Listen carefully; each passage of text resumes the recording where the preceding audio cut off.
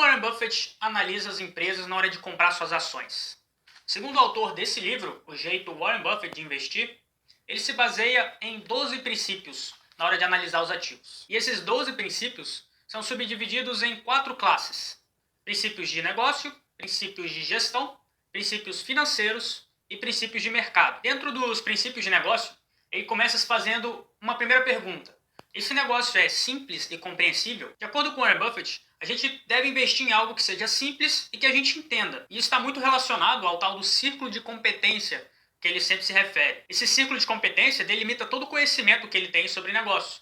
E tudo que está fora desse círculo de competência, ele não costuma prestar muita atenção. Então, dentro da sua estratégia de investimento, ele busca investir em algo que ele realmente entenda. A próxima pergunta que ele se faz é se o negócio tem um histórico consistente de operações. De fato, ele se sente mais seguro em investir em algo que já apresenta bons resultados no passado. Além disso, ele analisa se o negócio tem uma boa perspectiva para o futuro, no longo prazo. Afinal de contas, investimos sempre para o futuro. Dentro da segunda classe de princípios, temos uma primeira pergunta que é se a gestão é racional. Para Buffett, o gestor precisa tomar decisões racionais baseadas em dados concretos, e não simplesmente em achismo ou especulação. Além disso, ele gosta de gestores que sejam transparentes com os acionistas, o que significa apresentar informações reais sobre o negócio e admitir os próprios erros quando acontecem. Além disso, ele se pergunta se a gestão resiste ao que ele chama de imperativo institucional, que nada mais é do que uma tendência dos gestores praticarem ações semelhantes de outros gestores de empresas do mesmo setor. Em certos setores, por exemplo, alguns gestores podem querer diversificar seu portfólio de investimentos da empresa e acabam prejudicando muitas das vezes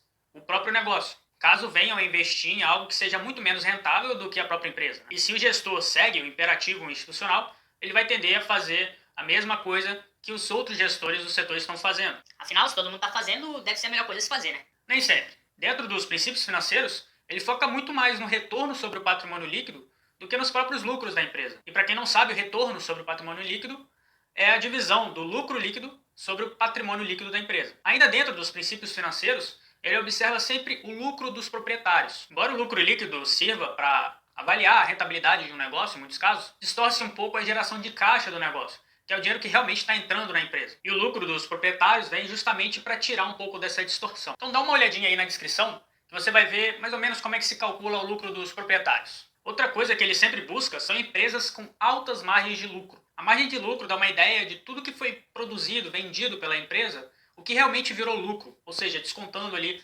as despesas e os custos em geral. E todo esse lucro líquido pode ser repassado aos acionistas na forma de dividendos, por exemplo, ou retido pela empresa no próprio negócio. E Buffett também costuma analisar se a cada dólar retido pela empresa gerou pelo menos $1 em valor de mercado também, no preço das ações. Já dentro de princípios de mercado, Buffett costuma se perguntar qual é o valor do negócio. Para isso ele utiliza uma ferramenta de análise de negócios baseada no seu fluxo de caixa descontado. Ou seja, ele tenta estimar o quanto de dinheiro será gerado pela empresa no futuro e traz isso a valor presente. Esse assunto pode parecer um pouco complicado para você que não sabe o que é valor presente, mas a gente pode deixar isso para um vídeo aí no futuro. E se você já entende de fluxo de caixa descontado, aí vai um comentário interessante. A taxa de desconto usada por Warren Buffett é a própria taxa livre de risco dos títulos americanos. E aí, depois de trazer a valor presente todo esse fluxo de caixa futuro por meio de uma taxa de desconto baseada na rentabilidade dos títulos de tesouro americano de longo prazo, ele verifica se o preço de mercado